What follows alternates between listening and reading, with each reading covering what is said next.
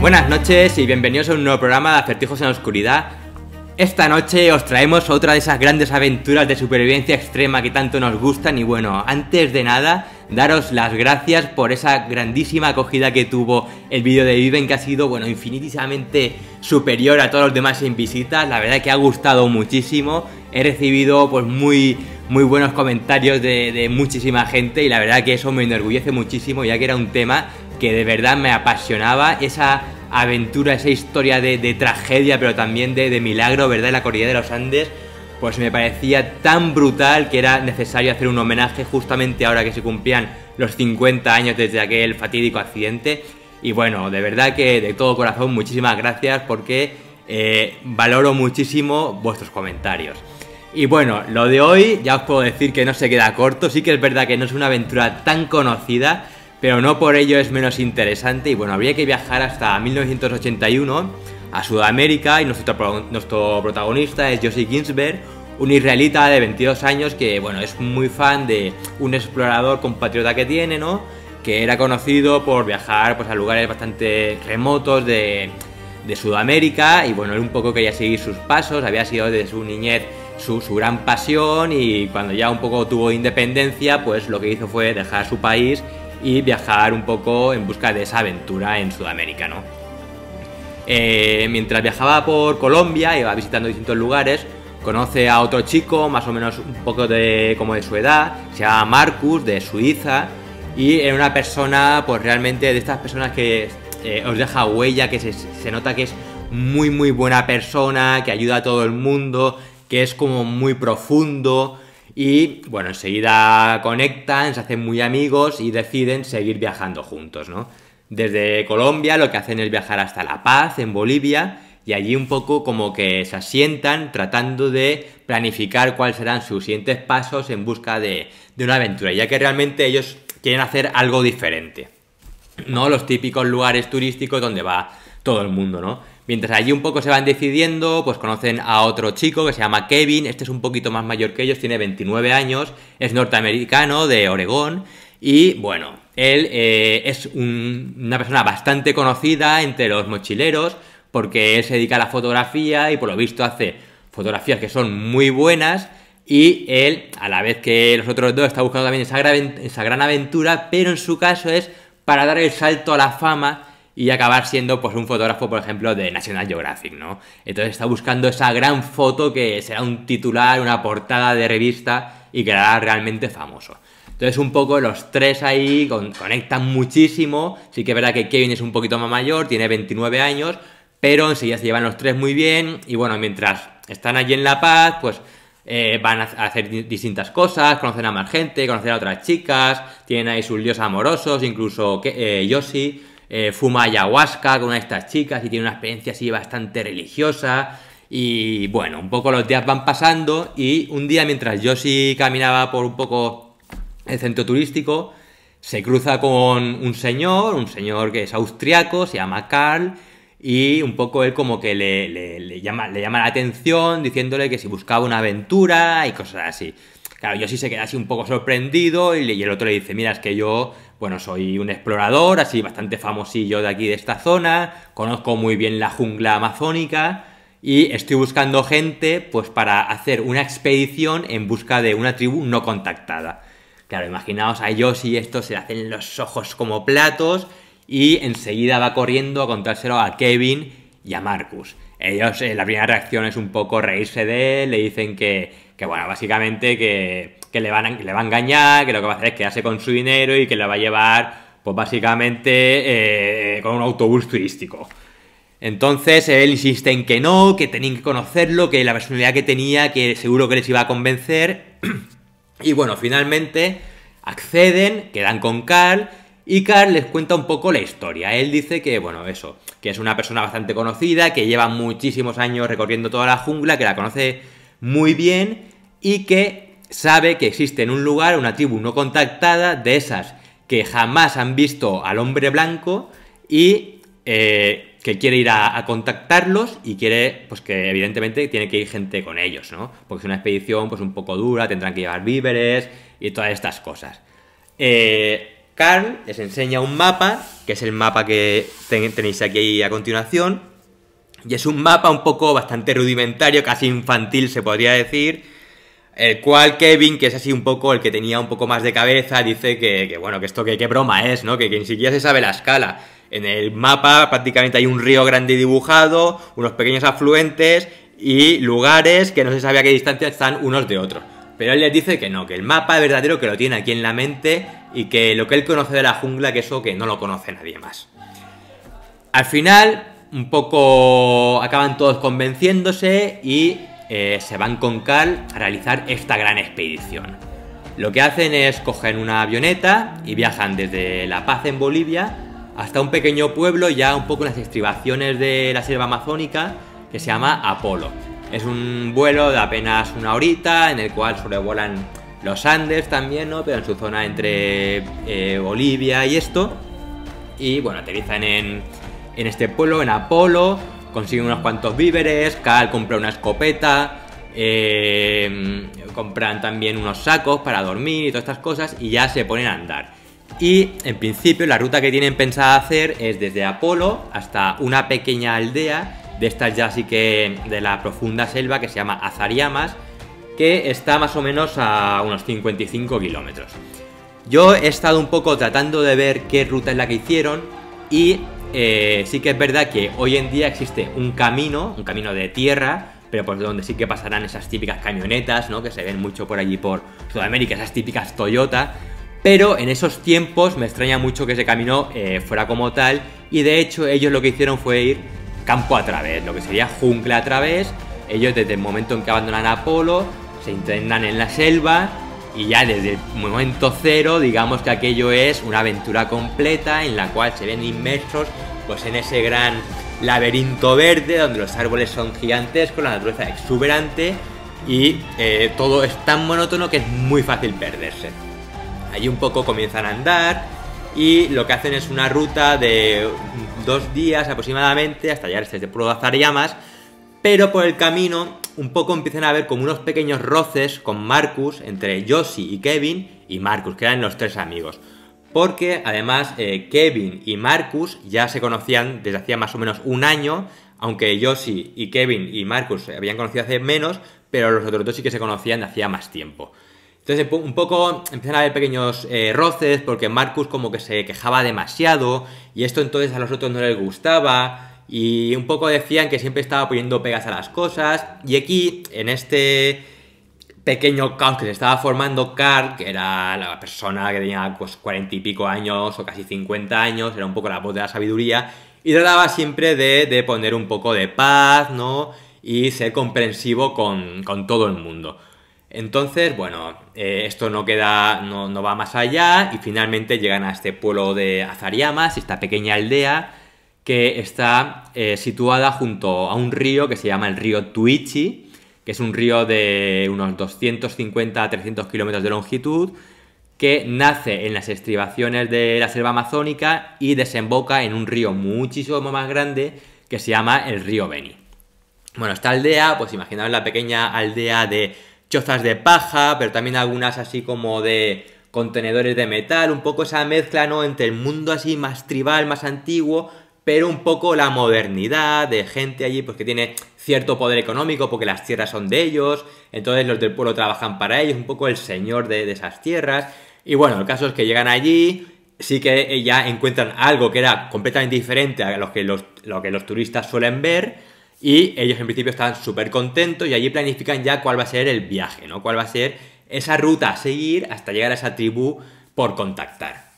Y bueno, después de estar allí un par de días, un poco planificando sobre ese mapa tan rudimentario cuál era el camino a seguir, comprando algunos víveres, hablando con los locales, a todo esto allí Marcus también enseguida se dio a conocer con esa personalidad tan bondadosa que tenía, porque empezó como a tratar a un niño que tenía una infección en el pie y entonces le dio unos antibióticos, le echaba una pomada y esto claro, toda la gente del pueblo enseguida lo vio y todo el mundo se acercó para que le ayudara, para que le curara ciertas dolencias que tenía, como si él fuera un médico, que realmente no lo era, pero evidentemente sí que tenía ciertos conocimientos, porque él era profesor, pero tenía ciertos conocimientos pues que esa gente pues no tenía, ni siquiera tenía los medios para acceder a esas medicinas, ¿no? Entonces, bueno, enseguida Marcus se hizo allí súper conocido y pues, una persona completamente bellísima.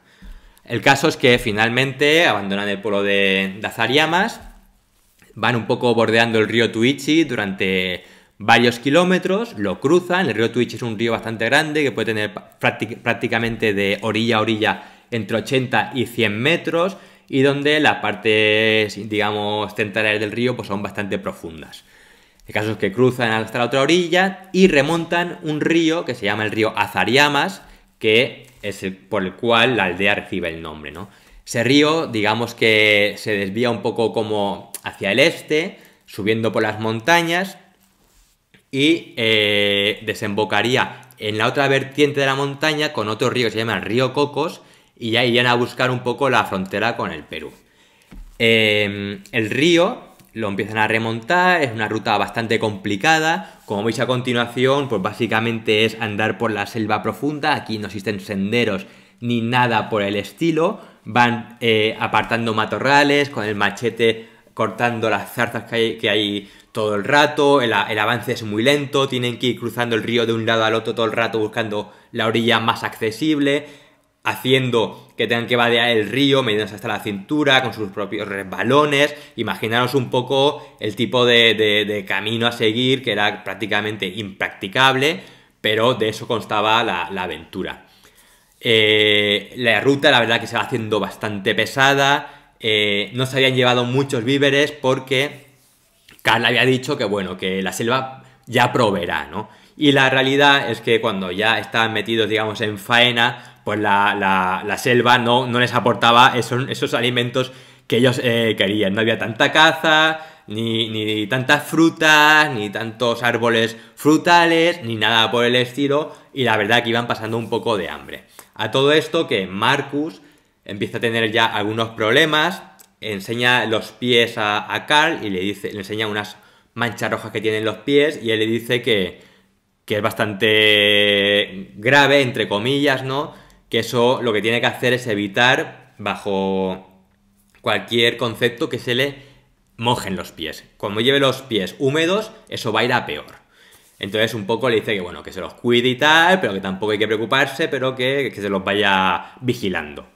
El caso es que van avanzando, pero claro, Marcus camina bastante despacio porque le duelen los pies mucho y Kevin y Josie pues un poco como que lo crucifican, ¿no? Y un poco le hacen ver que le está retrasando, que es un quejita, que por culpa de él les va a atrapar, digamos, la época de lluvias, que quedaban pocas semanas para que llegara, y que al final, pues que se va a tener que cancelar la ruta y que si no le gusta la selva, que tendría que haberse vuelto hacía tiempo ya, ¿no?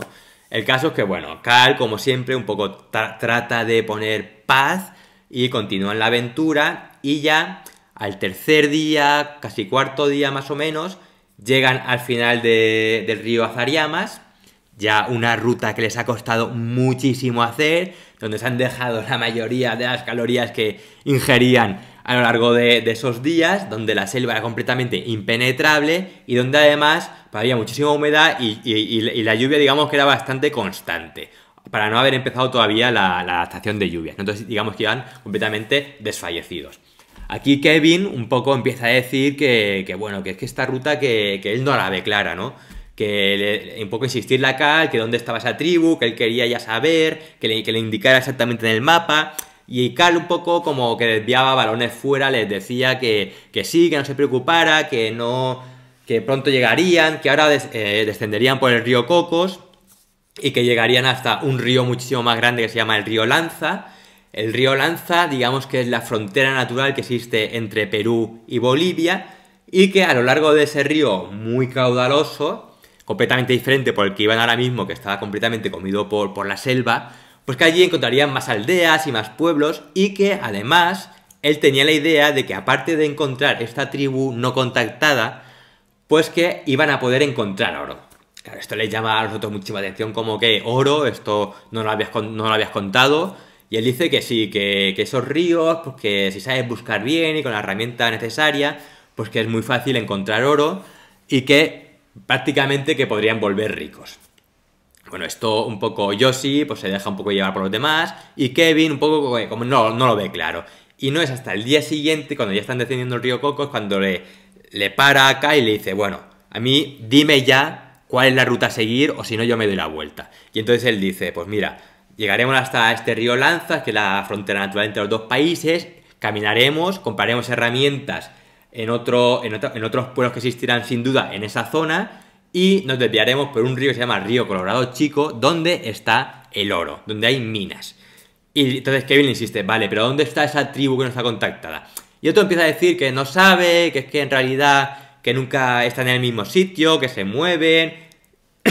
Y entonces digamos que como que no sabía muy bien. Claro, esto Kevin se cabrea enseguida y le dice que no era lo que había prometido y que él no va a caminar por caminar, y menos en estas condiciones, y que él se da la vuelta.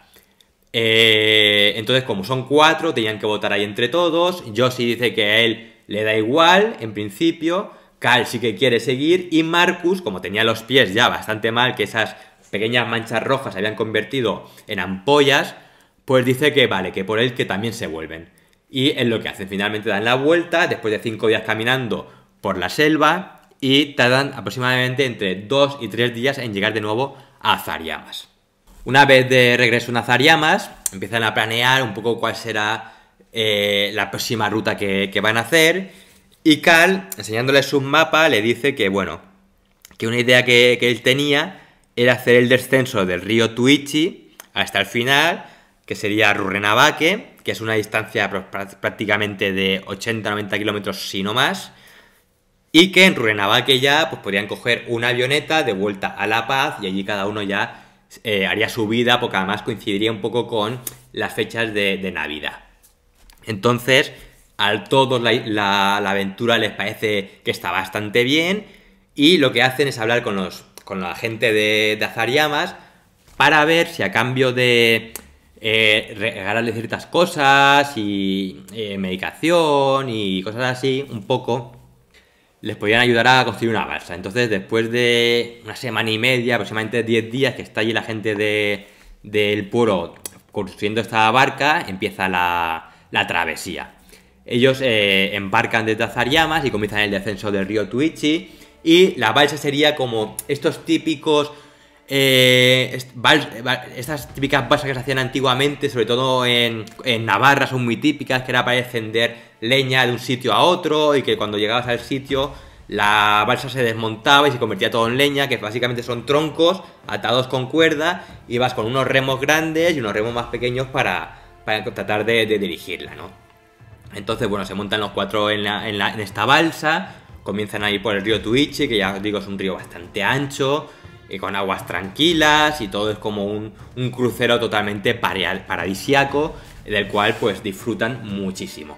Hasta que empiezan a haber algunos rápidos, aquí empieza un poco la descoordinación, a pegarse gritos unos a los otros, luego el agua vuelve otra vez a ponerse otra vez en calma, y llegan hasta el primer obstáculo grande, que se llama el Paso del Eslabón, donde Carl les dice que, bueno, que ese paso, que es bastante complicado, y que lo que tendrán que hacer es dejar la balsa que vaya ya sola, quitando todos los víveres, la mochila superviviente y estas cosas, ellos seguir andando, y una persona que se haya quedado dejarla ir, y entonces ya la recogerán en el otro lado.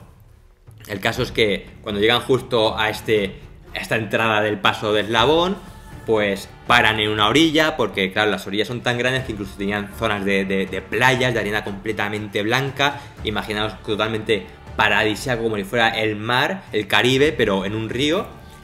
Y paran en una de estas playas, Cal se introduce en la jungla a cazar, y se quedan Yoshi, Kevin y Marcus. Y Kevin un poco empieza a insistir que oye, que eso de que la barca vaya sola y tal, que él no lo ve, que él está muy acostumbrado allí en Oregón a ir en kayak, y que quiere pasar por él mismo esa balsa. Entonces un poco Yoshi, que siempre se deja llevar por Kevin, porque es bastante más mayor que él, dice que vale. Y Marcus, que es un poco más miedoso, pero como estaba así con los pies, que aunque los había recuperado bastante bien en Azariamas, de ir en el agua y todo eso, se están otra vez un poco medio estropeando, pues dijo, venga, vale, pues en vez de andar, yo también prefiero ir en la barca. El caso es que se meten en la barca, pasan este paso del eslabón, que hay unos rápidos, y que es verdad que pierden un poco el control, la balsa va pegando golpes contra una orilla y contra la otra con las rocas, y llegan hasta el otro lado, la amarran y vuelven andando a buscar a Cal. Cal se queda bastante sorprendido de que hayan pasado, digamos, este paso, pero bueno, se vuelven todos contentos hasta donde está en la balsa y acampan allí esa noche. Bueno, al día siguiente recogen el campamento y continúan con ese particular crucero de los 4 y siguen habiendo tramos donde el agua prácticamente es una lámina de agua completamente tranquila y hay, de vez en cuando sí que es verdad que van apareciendo más rápidos y zonas bastante rocosas donde de nuevo esta descoordinación entre todos, el pegarse de gritos, rema hacia aquí, no, rema hacia aquí, sobre todo entre Cal y Kevin, que eran un poco los dos machos alfa, ¿no? Pues empiezan a haber ahí roces bastante fuertes entre todos y hasta que llegan a una playa y Cal se cabrea y dice que bueno, que el Capitán América, ¿no? Que sea el que lleve la barca si tanto sabe, y el otro un poco, pues que le dice al otro que no tiene ni idea de cómo hay que ir en los ríos. Y ahí un poco al final sale algo que todos se quedan muy sorprendidos y es que Cal no sabía nadar. Claro, esto les llama mucho la atención porque al ser una persona que era un explorador, digamos que cómo era posible, ¿no? Que en zonas con tanta agua como era la selva amazónica, pues él no supiera nadar. Y no solamente eso, Cal, desde que habían empezado la expedición en Apolo, llevaba como calzado unas botas de cowboy que a los 2 o 3 días de ir caminando por la selva estaban ya completamente destrozadas, casi iba con la palma de los pies tocando el suelo, aunque sí que es verdad que este hombre no se quejaba para nada, es como si tuviera ahí un gran callo, pero sí que no dejaba de ser sorprendente el que llevara unas botas de ese estilo a un lugar con tanta humedad donde las botas, ya os digo, al tercer día estaban descomponiéndose prácticamente. Bueno, al final sale esto de que Cal no sabe nadar, ¿no? Y no solamente eso, sino que empieza a hablar de que hay una zona que es innavegable. Es el Cañón de San Pedro y el Malpaso. Es una zona donde él dice que el cañón se mete, se encajona y a los dos lados hay acantilados de varias decenas de metros y que una vez que te metes ahí, que no hay salida. Que además está lleno de cascadas, de rápidos, de muchas rocas y que eso jamás lo ha cruzado nadie y que el que entra ahí muere. Claro, esto un poco se queda sorprendido porque le dicen, bueno, ¿y esto por qué no lo habías dicho desde el principio, no? ¿No habías dicho tú que este río ya lo conocías entero y tal? Y empieza a decir que sí, pero que no lo había navegado, sino que había ido andando. Entonces que el Cañón de San Pedro lo había visto desde las alturas y que sabía que nadie había podido cruzarlo jamás. Y un poco aquí se va entreviendo como que Cal era un poquito mentirosillo, ¿no? Que exageraba un poco en sus aventuras con ese conocimiento tan exagerado que tenía de la selva. El caso es que, bueno, ellos dicen que no pasa nada, que cuando lleguen allí que ya verán cómo se las arreglan y que la idea en principio sería un poco como en el paso del eslabón. Llegar hasta esa entrada al cañón y desmontar la balsa. 2 se irían andando por la selva hasta el final, donde la agua ya fuera más tranquila, y los otros 2 se quedarían al principio. Desmontarían toda la balsa, irían mandando los troncos, de manera que a los que los recogen ya les llegan bastante calmados y tal, y ahí volverían a montar todo, y entonces continuarían su viaje hasta una zona que se llama Curi Playa, que es una zona que en principio, ahí decía Cal, que estaría abandonada porque solamente se utiliza en época de cuando no llueve, ¿no? La época seca, pero que allí tendrían víveres, tendrían chozas para refugiarse y que podrían construir otra balsa si esta le ocurriera algo para continuar su viaje. Entonces, bueno, que Curi Playa estaba justo al pasar este cañón. Entonces, bueno, la aventura continúa, van pasando algunos días más, donde la barca, pues un poco tratan de controlarla, pero es muy complicado, incluso se meten en algún remolino y sufren mucho para sacarla. Y finalmente llegan hasta una zona donde hay una desembocadura de un gran río, que es el río Ipurama, donde el río Tuichi se junta con este río y forma una zona preciosa completamente, con unas playas enormes de arena completamente blanca y donde el río pues tiene más de 100 metros de anchura. Aquí Cal dice que van a acampar aquí y les dice que hasta ahí han llegado. Que el Cañón de San Pedro que no lo va a atravesar porque no es posible y que además que tampoco le merece la pena, que no entiende él muy bien para qué va a jugarse la vida en hacer algo que no le va a aportar nada, porque nadie le espera al otro lado para darle un premio, ni existe un gran botín, ni nada por el estilo. Entonces él dice que lo que va a hacer es, ya que han llegado a la desembocadura del Lipurama, pues remontar este río andando hasta su cabecera, donde hay una pequeña aldea que se llama la aldea de Lipurama, y de allí ya conseguirían unas mulas o unos burros para poder viajar hasta Apolo y ya volver a La Paz y cada uno después a su casa por Navidad, que era un poco el plan que tenían, ¿no? El caso es que en un principio pues todos están bastante de acuerdo con esto, pero Kevin sigue como insistiendo, preguntando muchas cosas a ver este cañón de San Pedro realmente cómo era, ¿no? Y cómo es de largo, y cómo es exactamente, y cómo sé cuándo empieza el cañón de San Pedro. Y aquí esto un poco Yoshi levanta las orejas y cuando están un poco en intimidad le dice, pero Kevin, ¿es que estás pensando en atravesar el cañón de San Pedro? Y dice Yoshi, le dice, mira Yoshi, sí. Dice, mi idea era buscar una gran aventura, hasta este momento no hemos hecho nada y yo, pues digamos que quiero ya hacer algo que realmente merezca la pena. Bueno, el caso es que durante este viaje que iban haciendo por el río, pues la relación de Marcus con Kevin y Yoshi tampoco había sido demasiado buena, incluso había ido empeorando un poco, y además a esto se añade algo más, y es que Marcus y Cal era uno suizo y otro austriaco, con lo cual cuando iban los dos solos hablaban en alemán y los otros dos hablaban en inglés, con lo cual esa brecha entre los cuatro, digamos, que se hacía cada vez mucho más grande. E incluso hay un momento en el cual, digamos que están en la hoguera, ¿no? En esta desembocadura del Lipurama esa noche, y están Yoshi y Marcus. Y Marcus le dice claramente a Yoshi, oye, ¿os pasa algo conmigo? Noto que desde que hemos empezado todo esto, pues como que, digamos que nos estamos apartando, ¿no? Los unos de los otros, como que ya no me queréis, porque la verdad que le utilizaban palabras así muy tiernas, muy cariñosas, porque era su personalidad, ¿no?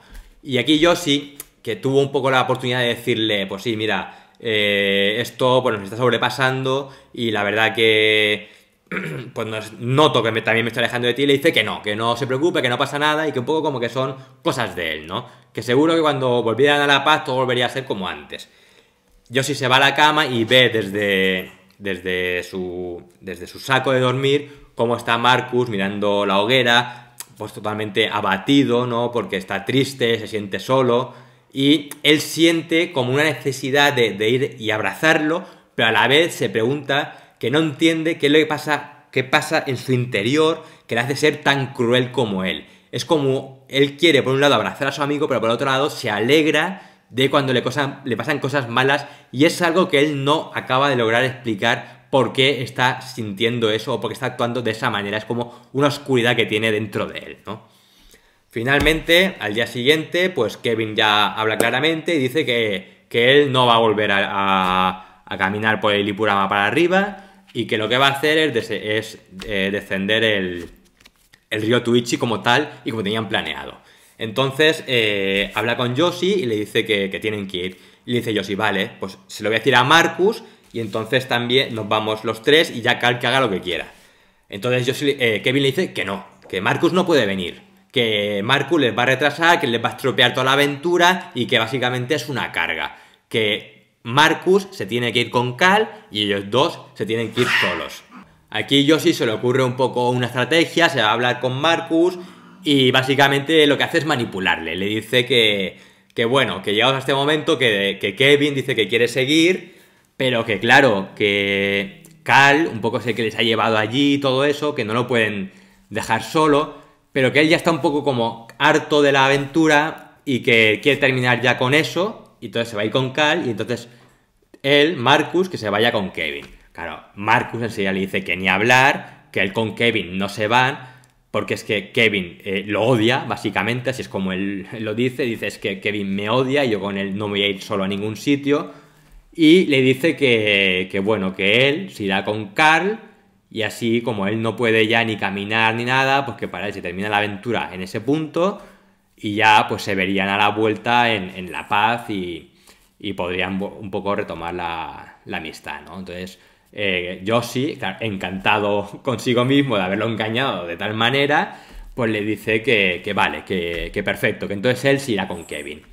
Yoshi va corriendo, habla con Kevin, se lo dice, se vuelven a juntar los cuatro y entonces le comentan a Cal cuál es su estrategia. Cal en principio les dice que vale, les advierte de ciertos peligros, les dice cómo es el lugar en el cual tienen que parar sí o sí la balsa, porque si no, si atraviesan ese punto estarán completamente perdidos, y les dice que cuando vean una isla con muchísimos árboles en mitad del río y nada más pasar esa isla, una playa en la izquierda, deberán parar ahí, porque una vez que sigan adelante y se metan dentro del cañón ya no tendrán escapatoria y sin duda morirán. Entonces allí un poco se despiden todos.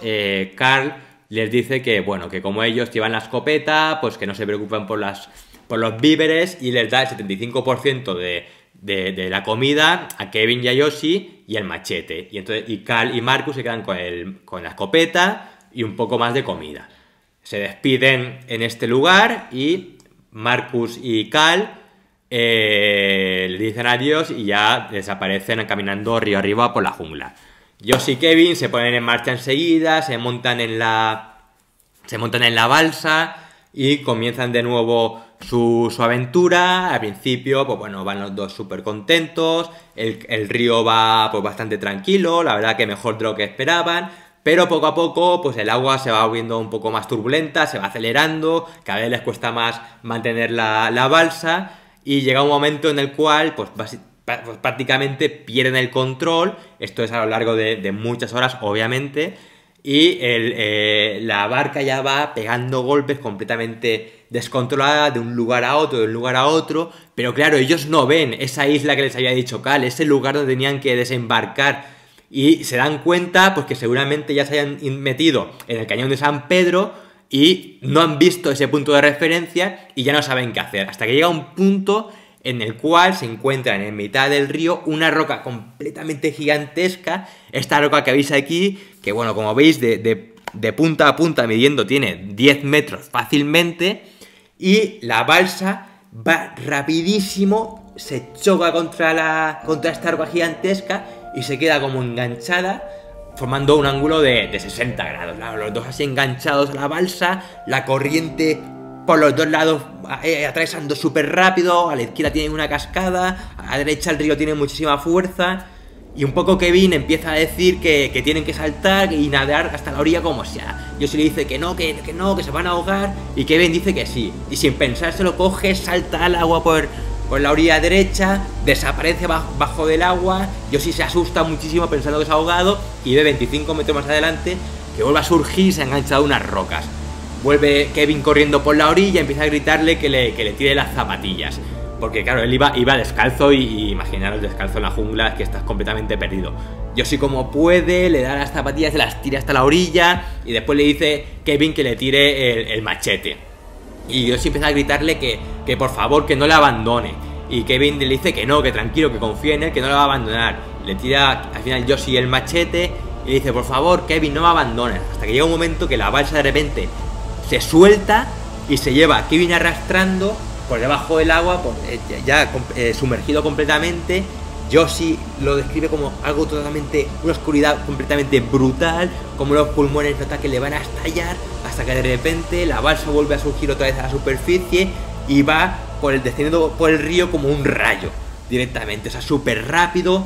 Empieza a pegar choques contra un sitio contra otro, empieza a darse cuenta de que está atrapado en un lugar donde los acantilados son realmente súper altos y no tiene ninguna escapatoria, y empieza a rezar todo lo que sabe, hasta que llega un momento que la balsa choca contra unas piedras, lo salta a él volando, cae al agua, vuelve a notar esa oscuridad completamente brutal de las aguas, otra vez la presión en el pecho y los pulmones que están a punto de explotarle, hasta que vuelve a surgir y dar una gran bocanada de aire, mira a su alrededor, el agua se lo está arrastrando y ve cómo la balsa va detrás de él, se agarra como puede, un poco la balsa pegando golpes contra un lado, contra otro, y ve, llegado un momento, que la mochila de supervivencia que tenían, donde estaba el mechero, donde estaban los sacos de dormir, estaban todas las cosas, se suelta de la balsa y va flotando un poco detrás de la mochila. Claro, Yoshi se da cuenta de que si pierde la mochila estará completamente perdido, ya no habrá salvación.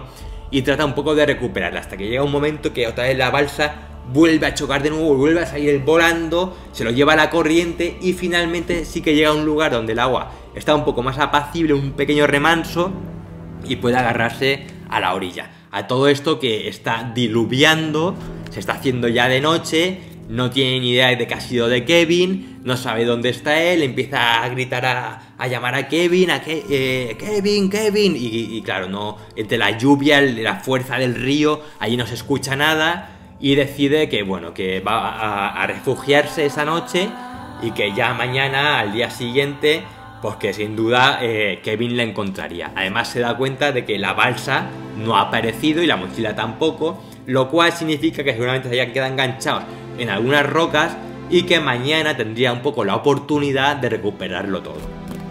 El caso es que Yoshi se va escalando por este acantilado, logra llegar hasta unos pequeños árboles y ahí un poco se hace un ovillico con unas ramas y trata de pasar esa noche tan desapacible, que estaba lloviendo a cántaros, y donde además entre alucinaciones escuchaba como si Kevin le estuviera pidiendo ayuda y...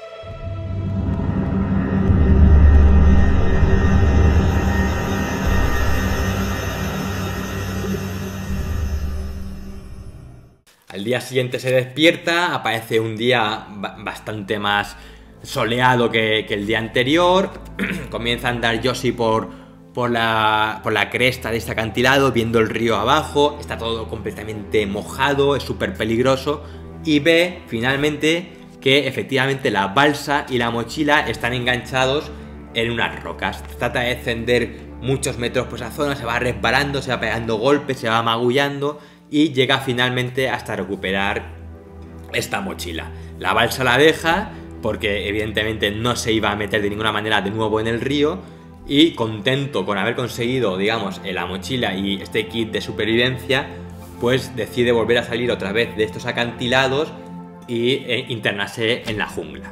Bueno, el caso es que mientras está subiendo, de repente se ve una serpiente que él reconoce como una lora, que es una serpiente de las cuales Carly ya les había advertido, que es una serpiente que si te muerde, te mueres en menos de 2 horas, pero no solamente eso, sino que desde lejos ya te puede escupir y te puedes quedar ciego. Claro, Yoshi se queda completamente paralizado, viendo que le está impidiendo el paso, pero le da como un subidón de adrenalina, coge una roca grande, se la tira, la serpiente se retuerce y Yoshi coge otra piedra más plana y empieza a pegarle golpes en la cabeza, hecho un loco, hasta que la mata por completo. Bueno, él viendo ahí un poco que ha conseguido sortear eso, ¿no? Esa muerte, pues está orgulloso de sí mismo, vuelve a subir hasta arriba, hasta la jungla, y ahí un poco empieza a pensar qué hacer. Saca el mapa de Cal, que lo tenía en la mochila, y empieza un poco a ver que seguramente el lugar donde había tenido el accidente, donde casi se había ahogado, pues sería el cañón de San Pedro, y que Curi Playa no debía estar a más de 1 o 2 días andando por la orilla del río. Entonces empieza un poco a pensar qué hace, si caminar hasta Curi Playa y esperar ahí a Kevin, o volver hacia atrás a ver si ve a Kevin, por si acaso le hubiera pasado algo, porque como ya tiene esos sueños así un poco de pesadilla, de que Kevin le pedía ayuda y tal, pues él estaba preocupado. Y entonces finalmente decide que lo que va a hacer es regresar y tratar de encontrar a Kevin o algún rastro del camino que haya podido tomar, porque así ya los dos juntos, pues digamos que sería todo muchísimo más fácil. Bueno, Yoshi en su camino de vuelta al inicio del cañón de San Pedro, ¿no? Tratando de buscar a Kevin, pues comienza a caminar él solo por la selva, está bastante asustado y no solamente eso, sino que además se encuentra bastante debilitado. Sí que es verdad que él tenía toda la comida en su poder, pero no quería utilizarla. Por si acaso se encontraba con Kevin y digamos que él la necesitara y la tuviera que compartir. Entonces lo que hacía, pues comía a lo mejor unos pequeños granitos de arroz y alguna cosita más, pero claro, esto para lo que es caminar por la selva, pues para nada era suficiente, y encima con esa humedad tan agobiante, ¿no? Y el caso es que Yoshi cada vez se va más y más debilitando, va caminando por la jungla le cuesta muchísimo avanzar, encima no tiene el machete lo tiene Kevin, y tiene que ir un poco abriéndose paso, desviándose, teniendo muchísimo cuidado de no caerse por los acantilados donde está el río de abajo, cortándose con las plantas, con zarzas. Es un avanzar pues muy penoso, y se podría decir que tardaría a lo mejor incluso en recorrer medio kilómetro por hasta 2 horas, ¿no? Llega un momento en el cual pierde todo el día tratando de regresar, pasa la noche, esa noche además la pasa muy asustado, escucha muchísimos ruidos por la jungla, e incluso llega un momento en el cual empieza a escuchar unos pasos.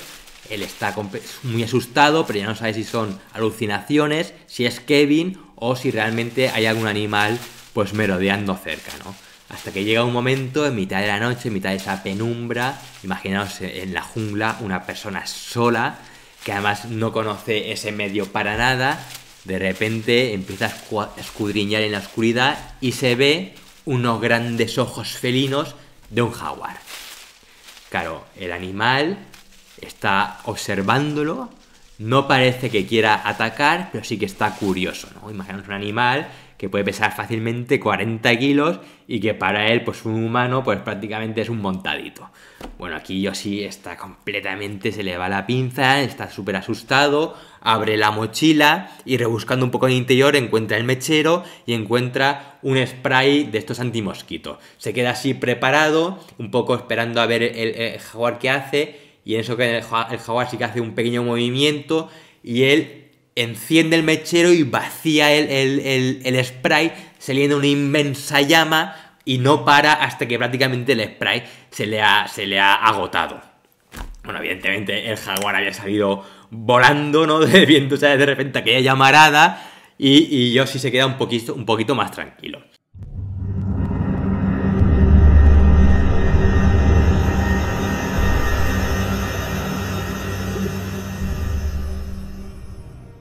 Al día siguiente, Yoshi empieza a notar ciertas molestias en los pies, se los mira y ve que tiene las mismas manchas que le habían aparecido a Marcus semanas antes. Bueno, aquí empieza un poco a lamentarse y a pensar que había sido bastante cruel con el pobre Marcus, ¿no? Pero que espera que por lo menos que a él no le vaya a más como le había pasado a su amigo. Decide también que Kevin seguramente habrá avanzado, habrá abandonado aquel lugar al ver que era imposible encontrar a Yoshi, y entonces decide regresar hacia donde había ido el primer día y continuar hasta Curiplaya. Saca de nuevo el mapa que tiene, empieza a ver dónde está Curiplaya y ver dónde está San José, que era una pequeña aldea que existía entre Rurrenabaque, que es este pueblo tan lejano, a más de 100 kilómetros, y Curiplaya, que era esa especie de campamento de temporada, ¿no? Él empieza a echar cálculos y dice que no deben haber más de un día o 2 días a pie, y que San José estará como a 3 o 4 días desde Curiplaya. Entonces, un poco da la vuelta, comienza a andar por la jungla, y lo que hace aquí un poco es tratar de buscar una zona elevada, pues para ver un poco a su alrededor y un poco tomar un punto de referencia y continuar su viaje. Entonces empieza a introducirse en la selva, se empieza a alejar cada vez más del río Tuichi, y se pasa muchas horas caminando varios kilómetros del interior, escalando una pequeña montaña, y cuando llega hasta la cima y mira alrededor se da cuenta de que es todo un manto completamente verde, que es todo exactamente igual, mira donde mire, y que no sabe exactamente para dónde tirar. Y no solamente eso, en el momento en el que baja se da cuenta de que ha cometido un grave error, y el error ha sido abandonar el río Tuichi. Porque al final, en lugares como la selva, ya se lo había advertido Cal, los ríos son tus amigos, son como carreteras que hay que continuarlos para llegar hasta poblaciones. Si tú te alejas de los ríos, estás perdido porque pierdes todo punto de referencia. Aquí empieza Yoshi a agobiarse muchísimo, se da cuenta del grave error que ha cometido y empieza un poco como a llorar. Trata de recuperar la compostura y dice, bueno, vamos a ver, lo que tengo que hacer es caminar a la izquierda y recto, a la izquierda y recto, y más tarde o más temprano encontraré de nuevo el río Tuichi. Un poco seguro de sí mismo, recuperando la compostura, continúa su viaje. un viaje, ya os digo, completamente penoso, caminando entre las ramas caídas, arbustos, árboles gigantescos que lo obligaban a desviarse, descendiendo por pequeñas laderas donde se resbalaba y se caía y se pegaba a golpes, continuando, andando durante kilómetros, y de repente un pensamiento le llega a la cabeza y empieza a pensar: ¿y si está caminando en dirección contraria? Y lo que está haciendo, caminando a la izquierda y recto, lo que está haciendo es alejarle del Twitchy en vez de acercarlo cada vez más, y que llegará un momento en el que se perderá para siempre en la selva. Claro, esto de nuevo vuelve a perder el control, empieza a llorar y dice que bueno, que tiene que buscar una nueva certeza, y que esa certeza es buscar un arroyo. Y que los arroyos, sin duda, irán a desembocar al río Twitchy. Y eso es lo que hace al final. Empieza a caminar y encuentra lo que parece una pequeña laminita de agua, una pequeña fuente que la empieza a seguir. Cada vez se va haciendo un arroyo más y más importante, hasta que prácticamente se convierte en un río. Este río cada vez es más difícil de sortear, tiene que empezar a cruzarlo de un lado a otro, se mete hasta la cintura, se hunde, porque claro, va con la mochila, va cargado, está a punto de ahogarse, vuelve a salir, y llega un momento en el cual un poco la corriente de este río como que la atrapa, se lo lleva, y él va escuchando, mientras va atrapado en esta corriente, el ruido de una cascada de estas gigantescas. Empieza a asustarse mucho, se da cuenta de que de repente se va a encontrar en el vacío y se agarra como puede a unas piedras. Consigue salir y efectivamente hay una cascada que por lo menos tendría 30 o 40 metros que caía muchísimo más abajo. Él tiene que buscar la forma de descender, se cae, se tropieza, se pega un golpe, incluso se mete una rama por el recto, haciéndole pues una fisura bastante grande que empieza a sangrar. Claro, imaginaros él, o sea, el estado tan lamentable que tenía, que casi no se podía mover, los pies los tenía completamente en fuego, o sea, no podía casi ni dar un paso.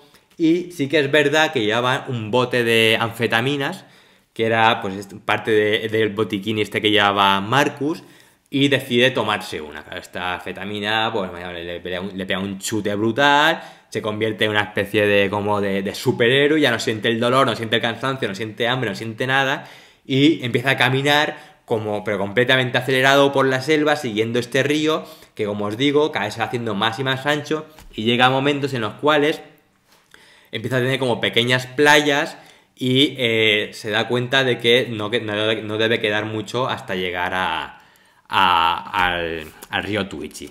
Llega un momento en el cual efectivamente se encuentra de nuevo con este gran río, con el Twitchy, con una enorme playa de gigantescas, y allí ve como un pequeño refugio en la roca y un árbol lleno de frutas. Decide que ese será su campamento y que pasará esa noche allí, y que incluso se siente tentado a quedarse allí definitivamente hasta que lo encuentren. Pero bueno, piensa que no, que lo mejor es al día siguiente, una vez recuperada un poco las fuerzas y habiéndose aprovisionado todo lo que pudiera de esas frutas, continuar su viaje hasta Kauri Playa.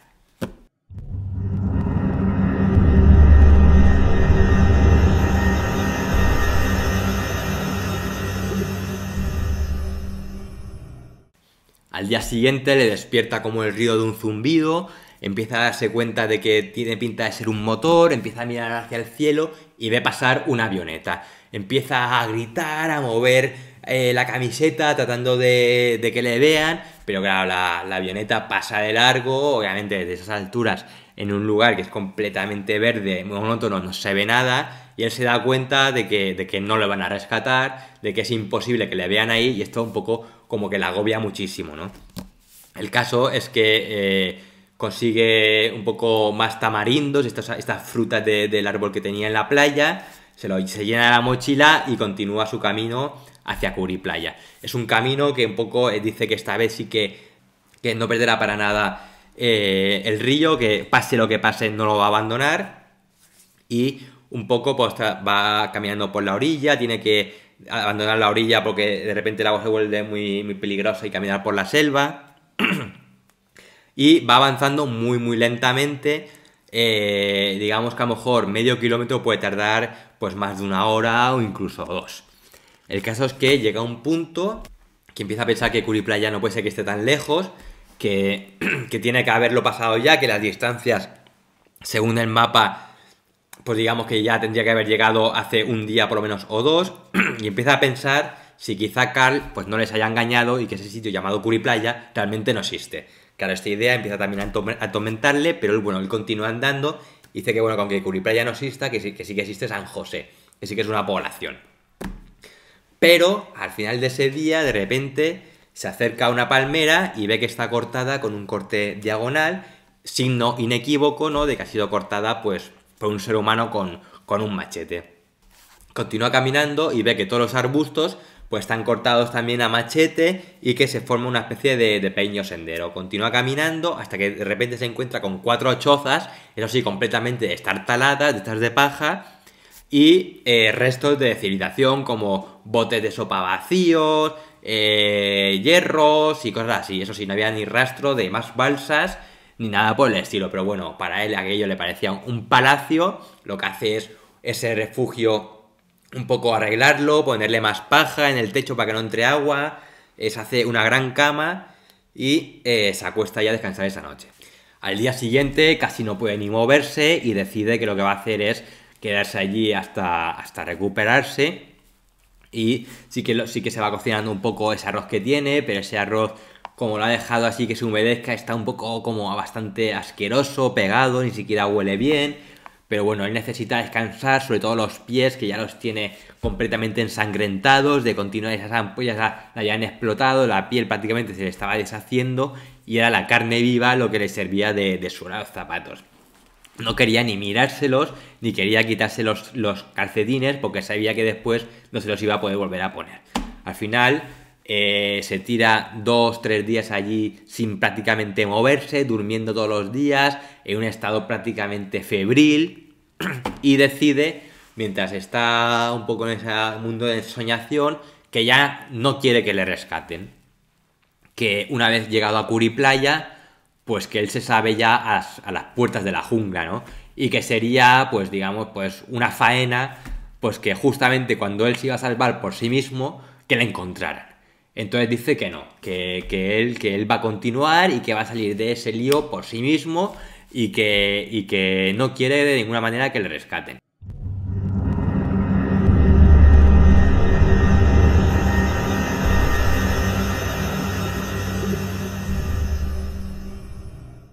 Ya el día que está completamente recuperado, se monta su mochila, es seguro de sí mismo, se recupera bastante bien, los pies no es que sean gran cosa, pero bueno, ya no le duelen tanto, y piensa que bueno, que a partir de este momento ya es solamente continuar por el camino hasta llegar a San José, y que allí ya pues encontraría gente y sería conocido como la persona que salió de la jungla por sí misma, ¿no? Empieza a continuar este camino, el camino al principio es muy ancho, está completamente, pues eso, abierto de maleza, ¿no? De tanto pasar la gente, pero conforme van pasando las horas, este camino, digamos que se va haciendo cada vez más estrecho, más difuso, cada vez le cuesta más encontrar el camino hacia dónde va y tiene que guiarse por lo que son las marcas de los machetes. Y se da cuenta de que el camino pues llega un momento en que ya no sabe muy bien para dónde tira. Pero llega un momento en el que encuentra una zona donde hay un árbol tumbado y junto al árbol hay un nido con 4 o 5 huevos de gallina, huevos azules, que por lo visto allí son bastante típicos. Coge uno, lo rompe y cuando se lo va a comer se da cuenta que hay un polluelo dentro y entonces decide que bueno, que no se lo va a comer y que va a seguir adelante. Continúa ese camino, sigue caminando durante 2 o 3 horas más, el sendero ya prácticamente ha desaparecido, se tiene que ir guiando por esas pequeñas marcas que quedan de machete aún, ¿no? Y se da cuenta de que se está alejando de nuevo por del río Tuichi. Pero bueno, él dice que seguramente habría algún tipo de obstáculo insalvable en la orilla y que por eso la gente tomaba este otro camino. Hasta que ya completamente abatido, está muy cansado, llega a una zona donde de repente se queda sorprendido ya que ve una huella de una bota en el barro. Claro, imaginaos esto, de repente es un subidón, empieza a apreciar la huella, se da cuenta de que es bastante reciente y empieza a gritar el nombre de Kevin pensando que seguramente él esté por allí, ¿no? empieza a caminar hacia adelante y de repente se ve un nido con 4 o 5 huevos azules y uno roto. Y de repente se cae derrumbado al suelo y se da cuenta de que esa huella era suya y que lo que había hecho era caminar en círculos durante todo ese día. Claro, esto pues directamente le abate, se queda completamente destrozado y se da cuenta pues que a lo mejor eso de que abandonar la isla, por la selva, por él solo, pues que no había sido tan buena idea y que ahora sí que quiere que le rescate a alguien. El caso es que al final consigue buscar una zona donde pasar la noche. El cuerpo ya, a pesar de haber estado 2 o 3 días descansando, empieza otra vez a debilitarse muchísimo. Como os digo, casi no come y sí que tenía comida, pero él seguía obsesionado con esa idea de que Kevin le iba a necesitar y que si se encontraban, que tenía que compartir su comida con él, obviamente, ¿no? Él llevaba ya prácticamente pues muchísimos días solo en la selva, no había rastro de Kevin por ningún sitio y no sabía si se había muerto, si había conseguido encontrar ayuda o que había sido de él. El caso es que decide que no va a seguir más los machetazos y que pase lo que pase, va a seguir andando por la orilla del río Tuichi. Durante estos días empieza a llover, caminar les es muy difícil, mantener los pies secos incluso muchísimo más. Otra vez esas heridas se vuelven a abrir, los pies los lleva prácticamente sangrando, es una especie de amasijo de barro, sangre y pus. Lo que pasa es que él, como sea, tiene que avanzar adelante y lo que hace es seguir caminando por la orilla del río, tratando de avanzar penosamente. A lo mejor en un día entero podría recorrer como mucho 2 o 3 kilómetros, hasta que llega un momento en el cual encuentra una playa gigantesca, una playa donde además él ve unas huellas en la arena, que son son huellas de jaguares. Él lo describe como un lugar donde se juntan, ¿no? Pues para beber y esas cosas, y él la llama la playa de los jaguares. Y en esta playa lo que hace es dejar una marca con su nombre, con unos troncos, una Y, una flecha y el número de días que llevaba por allí, que eran ya como 12 o 13 días. El caso es que se queda allí descansando un par de días más, porque es una zona bastante confortable, incluso trata de pescar algo en el río, y mientras está pescando, pues un poco de repente se queda como dormido y el agua helada del río Tuichi le despierta inmediatamente. Se asusta muchísimo porque se da cuenta que ha estado a punto de ahogarse y se aleja corriendo de la orilla. Ese mismo día coge todas sus cosas y continúa caminando, y mientras van pasando las horas empieza a pensar pues que San José en realidad estaba en la orilla izquierda del río y que él caminaba por la orilla derecha. Y no solamente eso, sino que San José no es que estuviera pegado al río, sino que estaba con una especie de colina y que llevaba ya con mucho tiempo caminando desde que había salido desde Curiplaya y que ya tendría que haber llegado a San José. Y entonces, un poco divisando el mapa, tratando de averiguar dónde está él y dónde está San José, se da cuenta de que a lo mejor ya ha pasado San José. Y que si ha pasado San José, ya sí que, digamos que sería un problema muy grande, ya que la distancia hasta Rurrenabaque que es muy grande y nunca conseguiría cubrirla, ¿no?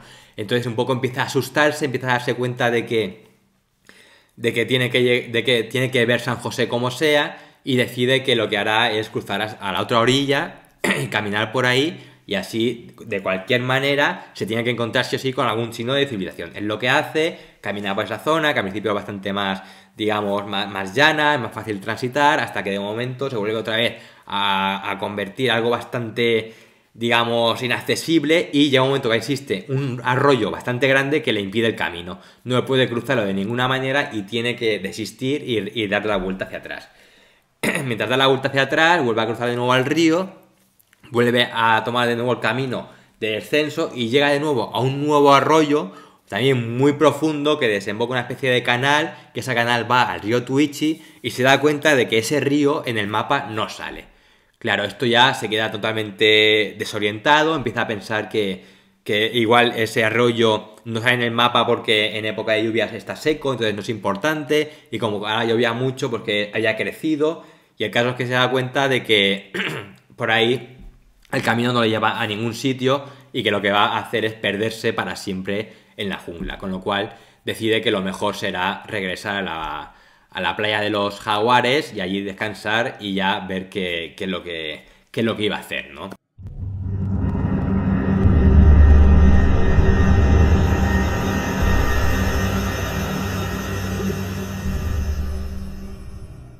El caso es que de repente empieza a introducirse un poco en la selva para buscar una zona para el refugio y ve que la selva está como triste y que el río Tuichi baja oscuro y turbulento.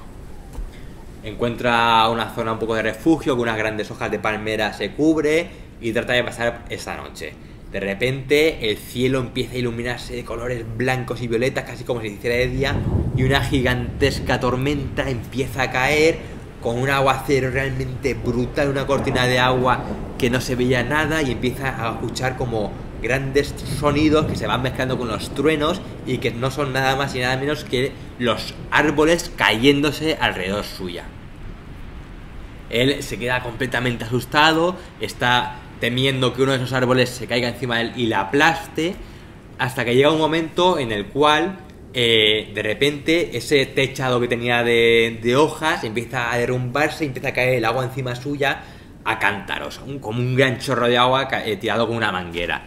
Se coge todas sus cosas como puede, salta al suelo y empieza a correr empieza a correr selva adentro, viendo cómo el río Tuichi baja totalmente desbordado y realmente da pánico. Encuentra una zona un poco más en alto, una especie de pequeño refugio en la roca, y allí ya se cree más tranquilo, ¿no? Y empieza a descansar. Hasta que de repente se despierta una media hora, 3-4 horas más tarde, totalmente mojado. Él empieza un poco así como en ese estado de medio ensoñación, que no entiende muy bien qué pasa, y de repente advierte que el agua le llega por los tobillos, y que todo lo que era la selva se había convertido en una especie de pantano, y que ese agua un poco le estaba arrastrando hacia el río Tuichi, lo estaba como absorbiendo, ¿no?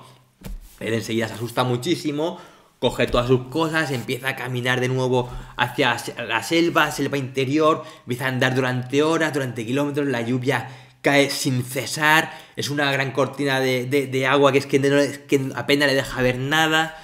Y lo que era al principio pues un palmo de agua se ha convertido, pues ya os digo, en un gran pantano, y hay puntos en los cuales está completamente enfangado, donde tiene que ir nadando, donde el agua le llega por la cintura, y trata de buscar una zona un promontorio donde estar a salvo, ¿no? Hasta que llega un punto en el cual dice que hasta ahí, que si tiene que morir, que se lo lleve ya el señor, y que él ya no va a luchar más porque ya no, su cuerpo ya no puede más. Entonces lo que hace es un poco dejarse un poco ahí, esperar a que llegue su hora, y de repente empieza a escuchar como unos sollozos. Se queda bastante alucinado, empieza un poco a rebuscar entre la oscuridad y esa inmensa cortina de agua que caía, ¿no? Y de repente, para su sorpresa, se encuentra con una indígena que está como agazapada en el tronco de un árbol llorando. Claro, Yoshi se queda de repente alucinado diciendo, hostia, ¿esto qué es? Se acerca a ella, ella se asusta muchísimo y le dice, no, tranquila, que soy amigo, voy a intentar ayudarte, Yoshi, tú, tal. Y la chica sí que es verdad que no le decía nada, pero un poco para de llorar, ¿no? Y él le dice que no se preocupe, que él le va a ayudar y que la va a sacar de allí para que alguien les salve. Entonces empiezan a caminar los dos esa noche hasta que llegan a un sitio que está más o menos seguro y tratan de pasar la noche. Al día siguiente se despiertan, no ha parado de llover ni muchísimo menos, realmente la estación de lluvia se les había echado encima y era una lluvia de este tipo como el monzón, que es que era completamente inacabable. Bueno, el caso es que ellos siguen caminando y llega un momento en el cual Yoshi como que la pierde un poco de vista, se mete como una zona de barro y empieza a andar y de repente se nota que está completamente atrapado en hormigón. Enseguida se da cuenta de que se ha metido en arenas movedizas y que cuanto más se mueve, pues que más se hunde. Claro, él enseguida se queda tranquilo y dice, bueno, ahora sí que ha llegado mi hora. Y dice, lo que voy a hacer es, me voy a suicidar. Voy a tomarme el bote de anfetaminas entero y me voy a quedar aquí durmiendo. Y se acabó. porque la verdad es que su cuerpo ya era un esfuerzo, no es que sobrehumano, era ya algo que es que cualquier persona, eso debe ser pues algo de la vida, de tratar de aferrarte a lo que se puede, porque es que el cuerpo a nivel físico ya no puede responder, o sea, es que no tendría explicación médica. Entonces él dice que hasta ahí, que se va a suicidar y que se va a quedar durmiendo y que tan contento. Y de repente, pues como un rayo, ¿no? Le despierta en el cerebro y le dice que no, que eso no puede hacer, porque qué sería de su familia, que no le van a encontrar nunca más y que se iban a pasar toda la vida con esa pena de que habrá sido de su hijo, porque por lo menos que enterrarlo, ¿no? Y entonces dice que bueno, que va a intentar sobrevivir, se engancha de una pequeña hoja, así con muchísimo cuidado va buscando la rama, hasta que la rama cada vez va haciendo más y más gorda y consigue salir de esas arenas movedizas. Un poco vuelve a recuperar la compostura, saca fuerza de nuevo de donde no la hay y empieza a caminar y se encuentra de nuevo con esta indígena que se había quedado como medio perdida. Ese día también estaba ya a punto de acabar y entonces él no quería que le pillara de nuevo a la intemperie y decide crear una especie de pequeño refugio. Bueno, él empieza a crear este pequeño refugio con una cama para 2 personas bastante mullidita y un poco de que los dos traten de recuperar fuerzas esa noche y por lo menos, ya que había parado un poco de llover, ya no llovía tan fuerte como ese día y medio anterior, pues tratar de recuperar fuerzas, ¿no? Y el caso es que se acuestan los dos, empieza a acariciarla y de repente Yoshi abre los ojos y se da cuenta de que está acariciando una roca y que esa indígena con la que había compartido estos 2 últimos días nunca había existido, sino que a él realmente se le había ido la cabeza. Y bueno, esto es algo que no es para nada excepcional y no sería la primera vez pues que gente en condiciones extremas, sobre todo esto lo saben muy bien los alpinistas, se habla del tercer hombre, ¿no? Esa persona que de repente aparece inexplicablemente en lugares como el Himalaya o lugares completamente remotos y que, digamos, que tiran de ti, es como una especie de ángel de la guarda que hacen que saques ese último esfuerzo para tratar de salvarte. Pero claro, él en ese momento piensa, pues básicamente que lleva 3 semanas solo en la jungla y que ha perdido la cabeza. Empieza a llorar desconsoladamente, se da cuenta de que va a morir allí, de que está completamente solo y al día siguiente otra vez se pone en marcha y dice que sea como sea va a llegar a la playa de los Jaguares y desde allí ir hasta Curiplaya y que bueno, una vez allí ya digamos que trataría de recuperar fuerzas y si tuviera que esperar hasta que alguien le rescatara, pues que esperaría, pero que él ya no va a continuar más esa aventura por la jungla porque sabe que al final va a acabar muerto, ¿no?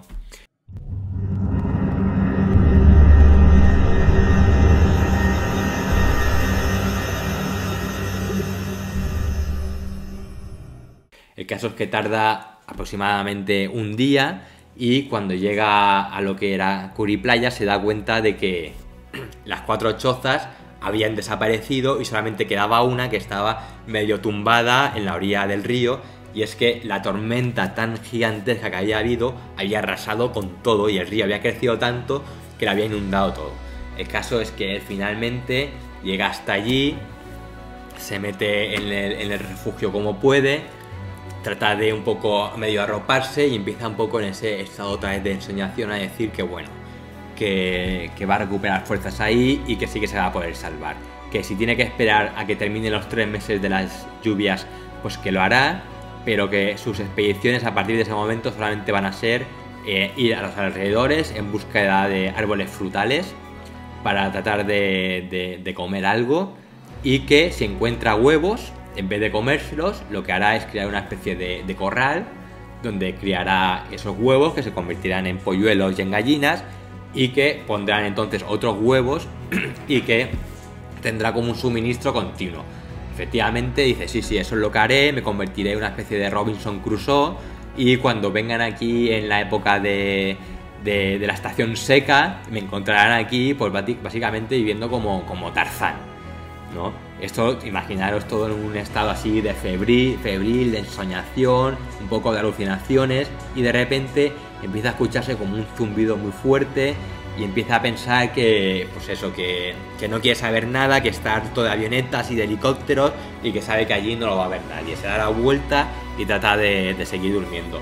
Pero ese zumbido se va haciendo cada vez más y más fuerte y empieza a asustarse pensando que quizás sean abejas o algún tipo de bicho por el estilo que le van a picar. Porque es que había tenido tan mala suerte que la noche anterior incluso había dormido encima de un nido de termitas y encima se había orinado encima porque no podía ni moverse y se ve que la orina pues atrae a los insectos y se lo habían comido por la noche, básicamente. Entonces él empieza a asustarse mucho pensando que son abejas, pero ese zumbido cada vez va siendo más y más fuerte, y un poco abre los ojos y de repente se queda completamente alucinado viendo cómo hay una barca que va subiendo río arriba con 4 personas y él un poco como puede arrastrándose baja desde la choza, se va arrastrando por la orilla y empieza a gritar. Y cuando de repente escucha desde la barca decir Josie y escucha la voz de Kevin, pues se queda ya, pues imaginaros un milagro que es su salvación.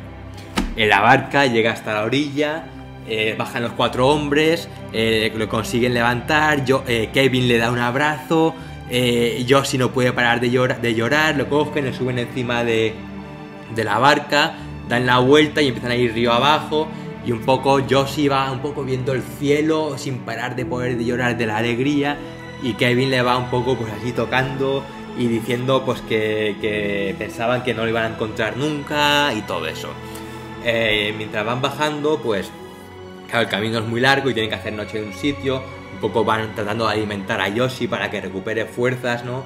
Y Josie le va preguntando muchas cosas a Tico, que era el patrón de esa embarcación, que era pues un boliviano, sobre el lugar donde había estado y todo eso, y le dice que el lugar donde lo habían rescatado, que él pensaba que era Curiplaya, que no era Curiplaya, que era un lugar llamado Progreso, que estaba nada más pasar el cañón de San Pedro, y que era un lugar que se hizo para tratar de buscar oro, pero como fue una ruina total, se abandonó hace más de 10 años.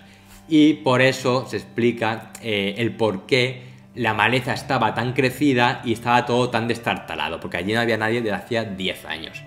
Que Curiplaya estaba muchísimos kilómetros más abajo y que le extrañaría mucho que hubiera conseguido llegar por sus propios pies.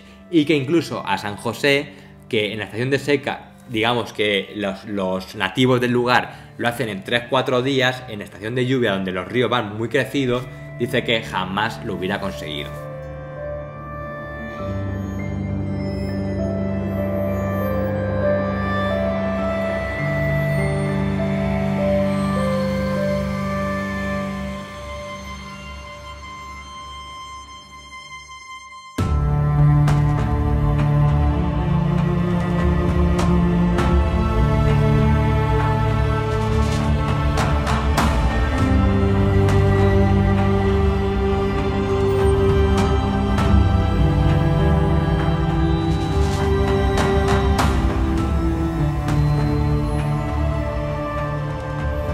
Todo esto Kevin le cuenta también un poco cuál fue su aventura, ¿no? Porque Kevin, recordar, había saltado al agua, había conseguido los zapatos y el machete y había visto cómo su amigo se lo llevaba a la corriente.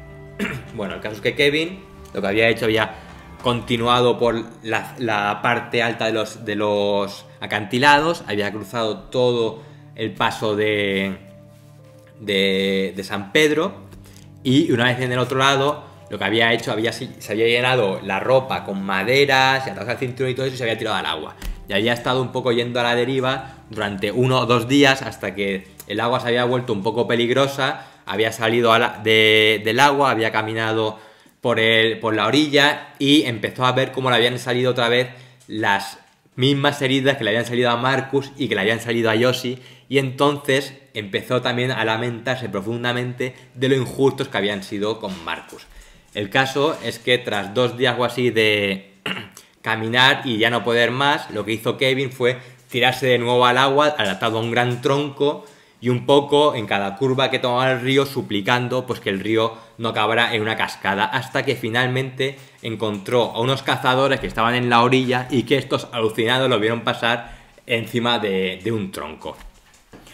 Bueno, el caso es que los dos cazadores estos lo habían visto pasar, enganchado en un río, se quedaron completamente alucinados de ver un occidental pues viajando él solo por el río atado a un madero, y lo rescataron y le dijeron que, bueno, que había tenido muchísima suerte, ya que en esa época del año nunca solían subir tan arriba, ¿no?, para cazar. Pero al final consiguieron rescatarlo, lo llevaron hasta San José, y allí pues Kevin había intentado hacer lo que podía para tratar de buscar ayuda, pero digamos que no le hacían mucho caso, se fue hasta Rurrenabaque y allí conoció, pues bastantes semanas después, a este tico, ¿no?, que le dijo que le podría llevar hasta ese lugar llamado Progreso, que es donde efectivamente habían encontrado a Yoshi. Y que Yoshi a su vez había tenido también muchísima suerte, ya que como había tanta agua, pues digamos que habían conseguido llegar con la barca tan hasta arriba, porque de otra manera hubiera llegado un momento en el cual digamos que la barca tocaría la arena del río y que se hubieran tenido que dar la vuelta. El caso es que fue un completo milagro que encontraran a los dos. Los dos amigos son llevados hasta Rurrenabaque y desde allí ya son trasladados hasta La Paz, en Bolivia de nuevo, y Yoshi es ingresado, digamos, en un hospital porque está muy mal, tiene incluso infección en la sangre y tiene que estar allí recuperándose durante varias semanas. Durante este tiempo, Kevin trata de un poco ver si se sabe algo de Cal y de Marcus, y va a las embajadas a preguntar por ellos, pero no saben nada, y llega un momento que va a preguntar a la policía boliviana y allí les dice, bueno, les cuenta un poco la historia, y cuando les menciona el nombre este de Karl Rupertscher, ellos se quedan muy sorprendidos y les dicen que, bueno, que ese Karl Rupertscher, del cual tenía una foto, ¿no?, que se habían hecho una foto, porque recordamos que Kevin era fotógrafo, pues que no era tal, que ese no era su verdadero nombre, que era una persona que, digamos, que está buscada por la Interpol en su país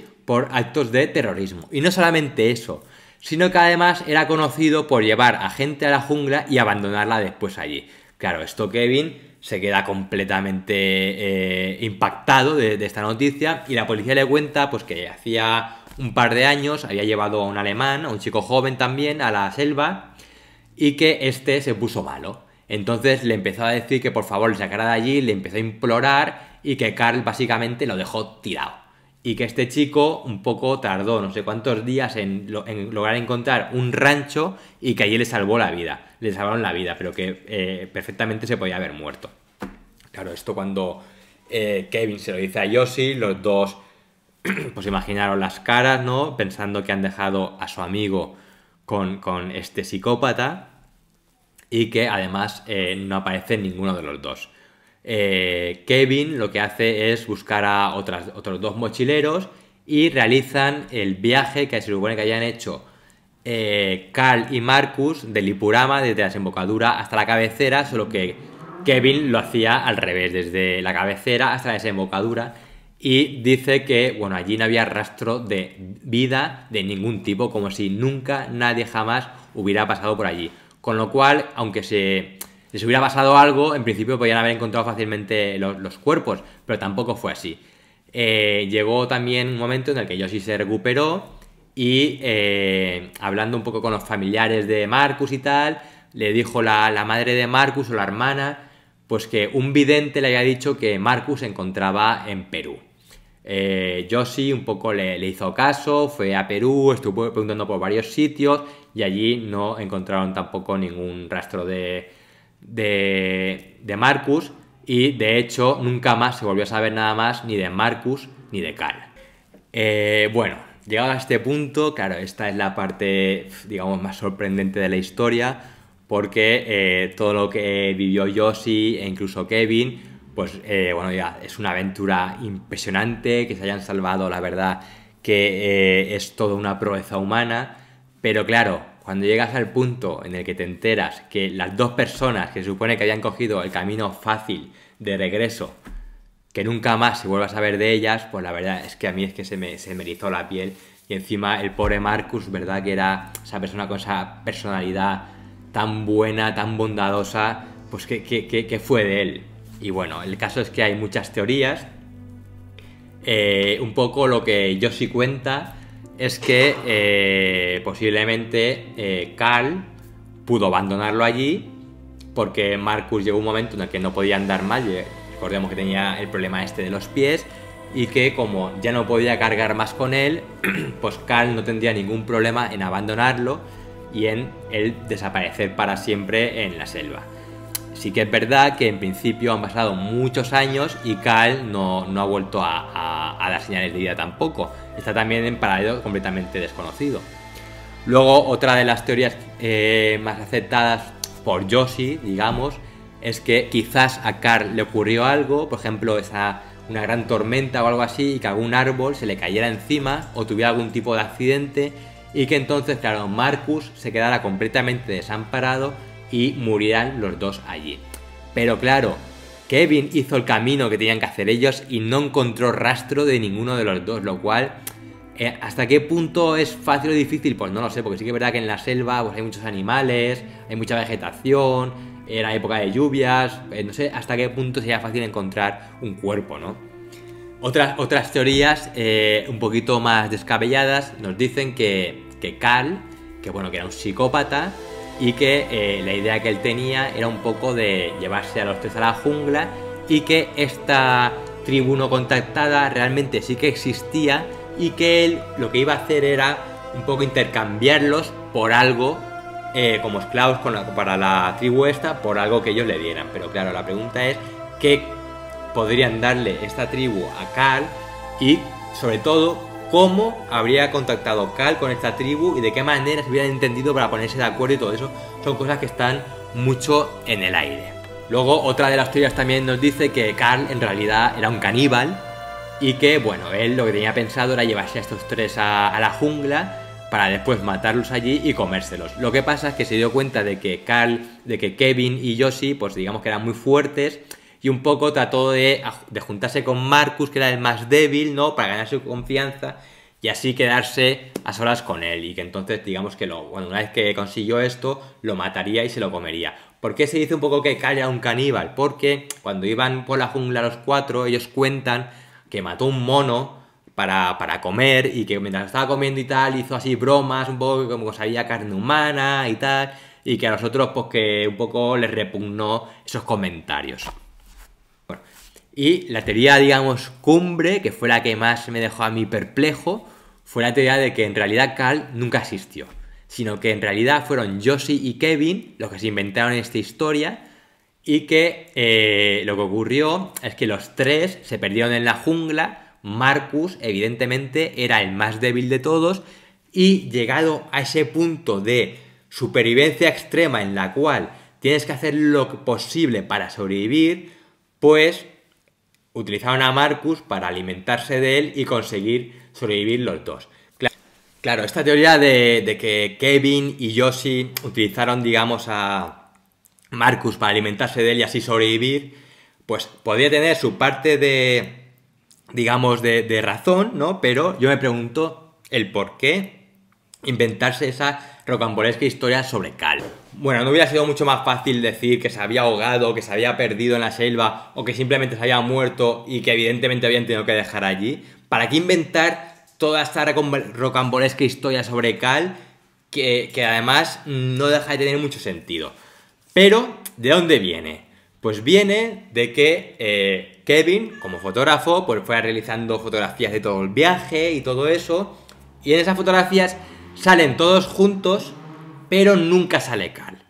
En cambio, sí que hay una foto de Carl, pero en esa foto Carl está solo. Con lo cual, esto mucha gente le hace sospechar de por qué no hay una foto de grupo, ¿no? O por qué no sale, por ejemplo, una foto de Carl con Marcus, que eran tan amigos, ¿no? Porque recordemos que los dos hablaban el mismo idioma. Entonces, pues esto mucha gente le chirría un poco esta historia, y entiende perfectamente las circunstancias de Josie y de Kevin para tener que alimentarse de Marcus, pero para ellos piensan que, digamos, que lo están negando. Entonces yo un poco aquí también he tratado de hacer mis pesquisas, y yo me pregunto cosas. Por ejemplo, Carl, ya que estuvieron, por ejemplo, en sitios como Apolo y sitios como Azariama, donde compartieron con mucha más gente, ninguna de esta gente recuerda a Cal, ninguna de esta gente sabría decir si eran 3 o eran 4. Claro, esto no aparece en ningún sitio. Yo he buscado en todos los sitios, en todos los idiomas, y yo no he encontrado nada sobre Cal.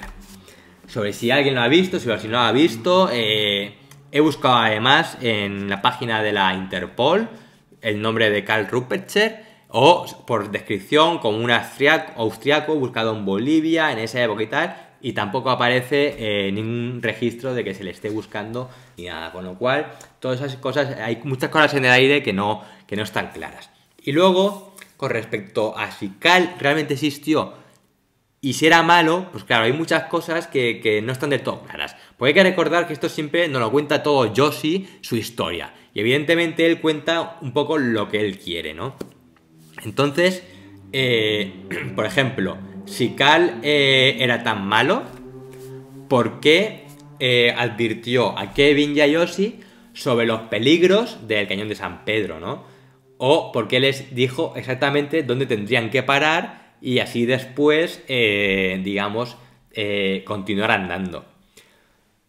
Aquí se dice que, pues un poco como Cal ya sabía que Marcus se iba a ir con él, pues no quería que Marcus le reprochara nada, y entonces un poco como que trataba de ayudar a Kevin y a Josie, pero que al final lo que ellos hicieran era su decisión, ¿no? Pero que a lo mejor llegaría un momento en el cual ya estaba a solas con él, con Marcus, y como él sabía que él era buscado por Interpol, y que cuando llegaran y los otros dos no aparecieran, porque él sabía 100% que iban a morir, ya que a pesar de que les dio muchas pistas sobre peligros y tal, sabía que esa ruta era imposible, pues sabía que Marcus le iba a echar las culpas y le iba a acabar denunciando. Entonces por eso decidió matarlo. Pero claro, de nuevo, de Cal no se volvió a saber nada. Luego hay muchas cosas sobre Cal que la verdad que son bastante alucinantes, porque por ejemplo, lo que hemos comentado antes, ¿no? De que si era un gran explorador, ¿cómo era posible que fuera con esas botas de cowboy, que a los 3 días las tenía ya completamente destrozadas y prácticamente caminaba andando? Pero aún así el tío es que tampoco se quejaba, con lo cual es bastante alucinante. Y luego también ese mapa que llevaba Cal, ¿no? Un poco un mapa dibujado por él. Quizás lo que ocurrió también podría ser que Cal calculó mal las distancias y que esa desembocadura del río Ipurama hasta la cabecera del río, que él había calculado que podían ser 2-3 días de ruta como mucho, en realidad eran muchísimas más. De hecho, eso yo lo he estado un poco tratando de calcular y me han salido que habían como 80 kilómetros. Imaginaos, 80 kilómetros campo a través es algo prácticamente imposible, y más para una persona que no puede andar. Entonces, a lo mejor calculó mal las distancias y lo que ocurrió que llegó un momento que se perdieron o que ya no podían continuar más adelante y básicamente los dos se murieron. Porque además este pueblo de Ipurama yo lo estaba buscando en internet y es que no he encontrado nada.